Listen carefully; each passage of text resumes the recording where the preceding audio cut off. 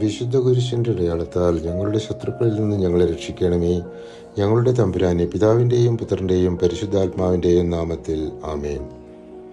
മനുഷ്യർ ദൈവത്തെ നിഷേധിക്കുന്നു, ദൈവമില്ല എന്ന് പറയുന്നുവെന്ന് ദാവീദ് സങ്കീർത്തനം 14 കുറ്റപ്പെടുത്തുന്നു. എല്ലാവരും പാപം ചെയ്തിരിക്കുന്നു, ദൈവം നീതിമാന്മാരെ തിരയുന്നു, പക്ഷെ ആരെയും കാണുന്നില്ല.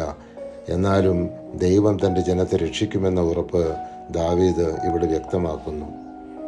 എല്ലാവരും വഴിതെറ്റി ഒന്നുപോലെ ദുഷിച്ചുപോയി, നന്മ ചെയ്യുന്നവനില്ല, ഒരുവൻ പോലുമില്ല.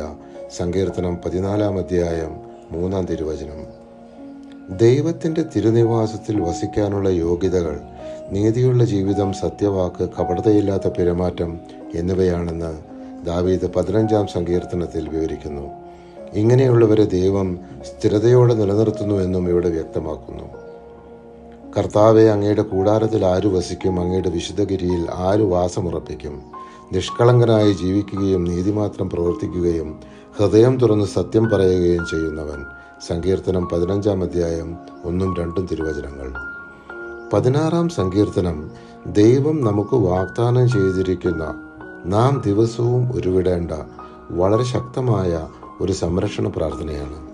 കർത്താവ് എപ്പോഴും എൻ്റെ കൺമുമ്പിലുണ്ട്. അവിടുന്ന് എൻ്റെ വലതുഭാഗത്തുള്ളതുകൊണ്ട് ഞാൻ കുലുങ്ങുകയില്ല. അതിനാൽ എൻ്റെ ഹൃദയം സന്തോഷിക്കുകയും അന്തരംഗം ആനന്ദം കൊള്ളുകയും ചെയ്യുന്നു. എൻ്റെ ശരീരം സുരക്ഷിതമായി വിശ്രമിക്കുന്നു. അവിടുന്ന് എന്നെ പാതാളത്തിൽ തള്ളുകയില്ല.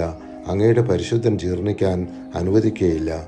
അങ്ങ് എനിക്ക് ജീവൻ്റെ മാർഗം കാണിച്ചു തരുന്നു. അങ്ങയുടെ സന്നിധിയിൽ ആനന്ദത്തിൻ്റെ പൂർണ്ണതയുണ്ട്. അങ്ങയുടെ വലതുകൈയിൽ ശാശ്വതമായ സന്തോഷമുണ്ട്. സങ്കീർത്തനം 16 8-11 തിരുവചനങ്ങൾ. ദാവീദ് തൻ്റെ നീതിയുള്ള ഹൃദയത്തിൽ നിന്ന് ദൈവത്തെ വിളിക്കുന്നതാണ് 17 സങ്കീർത്തനം.